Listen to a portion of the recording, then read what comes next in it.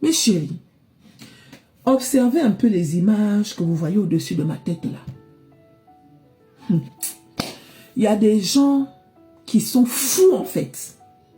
Il y a des gens qui sont malades, croyez-moi. À chaque fois que vous marchez dans la rue, faites très attention.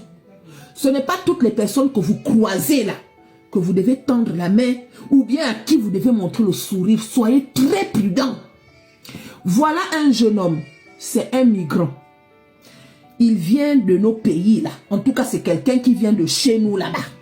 On ne nous a pas dit exactement de quel pays il vient, mais on sait que c'est un migrant. Quand on regarde la peau là, beaucoup parmi nous se reconnaissent dans cette peau. Mes chéris, dans son migrant là, il paraît qu'il est passé par la Libye, par je ne sais pas où, par je ne sais pas où, par je ne sais pas où. Tout ce trajet là, il a pris la mer. En prenant la mer, je pense que ce jour-là, il y a peut-être un ou deux qui ont rip, des innocents qui ont rip. Entre-temps, le démon, celui-même que les requins devaient manger là, on ne l'a pas mangé. Dieu a permis qu'il arrive ici en Europe. Arrivé ici là, on ne sait pas. Mais il paraît qu'il y a déjà plusieurs personnes qu'on a trouvées dans les gares qui ont rip.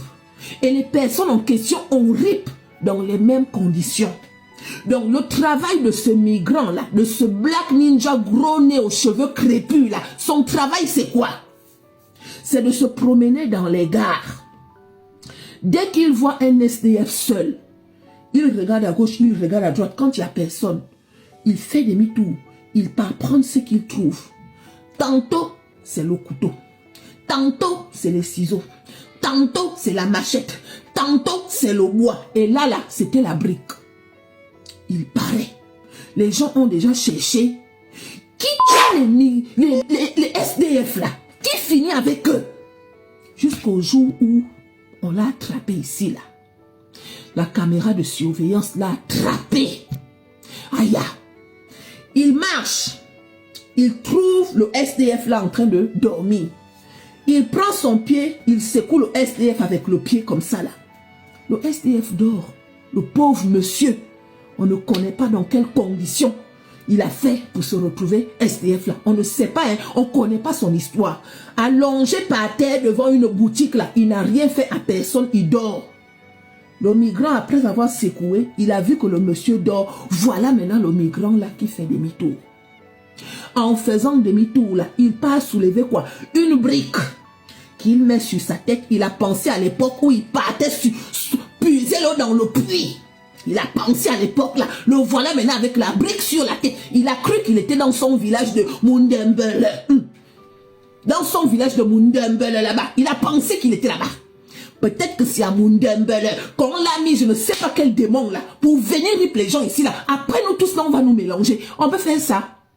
En mettant sa brique sur la tête, pensant qu'il était à Mundembele. Le voilà maintenant qui marche. En train de regarder à gauche, en train de regarder à droite. Direction le pauvre monsieur qui dort. Quand il s'approche du monsieur, il prend sa brique sur la tête du monsieur qui dort. Un monsieur qu'il ne connaît pas. Un monsieur qui ne lui doit rien. Un monsieur qui ne l'a rien fait. On peut faire ça. Et dès qu'il a tapé, il s'est arrêté, il a regardé. Après, il a fait demi-tour. Il a laissé le monsieur là allongé. Heureusement que cette fois-ci, il y avait les caméras de surveillance. Mais ce genre de problème-là, on règle ça comment? Parce que c'est trop facile. Hein? C'est trop facile en fait.